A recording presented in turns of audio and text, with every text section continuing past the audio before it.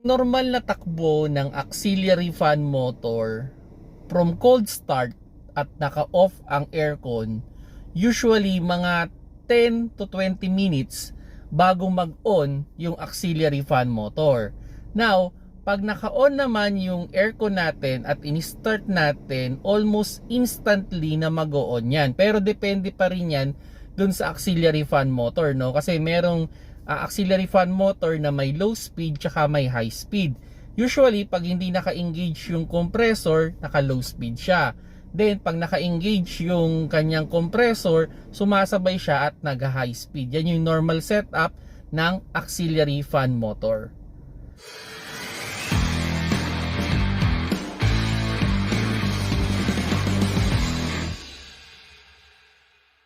Hello mga paps, I'm Kuya Shane at may na-receive na naman tayong question na related sa auxiliary fan motor at nagdududa siya kung may problema daw ba yung kanyang auxiliary fan motor dahil pag naka-on yung makina niya at naka-off yung aircon hindi daw gumagana yung kanyang auxiliary fan motor. Okay, normal naman yun mga paps, no? Kumbaga, lalo na from cold start, okay, hindi talaga gagana agad-agad ang isang auxiliary fan motor. Maybe it will take mga 10 to 20 minutes bago yan umandar.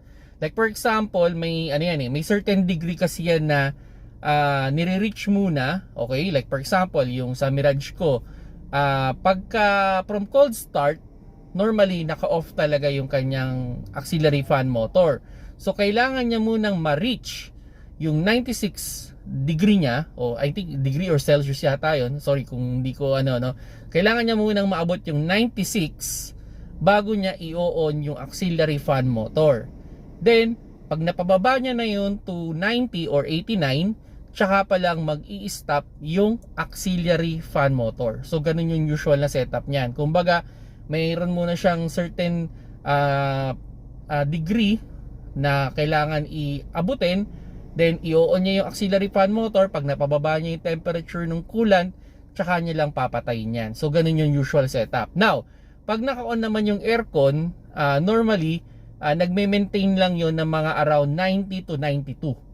So, ganun lang yung laro. Kumbaga, on and off talaga or constantly naka-on yung auxiliary fan motor dyan. Kumbaga, naka-low speed siya. Then, pag nag-i-engage yung compressor, nag-high speed naman siya. Now, doon sa iyon ko naman, ang sistema naman nun, dahil wala siyang high speed, kumbaga single speed lang siya. So, malalaman natin kung merong high and low siya pag yung wire doon sa auxiliary fan motor is 3 or 4.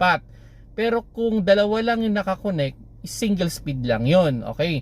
So, kumbaga doon naman, talagang nakasabay lang siya doon sa compressor. So, pag nag-on yung compressor, sasabay yung auxiliary fan motor. So ganyan yung usual setup. Kaya dun sa nagtanong na kung may problema ba, wala namang problema yan kahit hindi yan mag-on agad.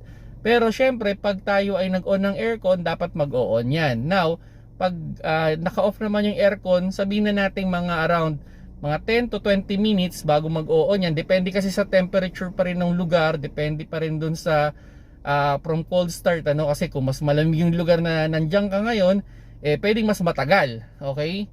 Kasi yun nga may certain degree na kailangan abutin. Now, pag naabot yun, tsaka pa lang mamamatay. So yun mga paps, sana nagkaroon kayo ng konting idea with regards sa auxiliary fan motor. Ano ba yung normal na takbo niya sa ating kotse? Kung nagustuhan niyo yung video, pakilike na lang mga paps.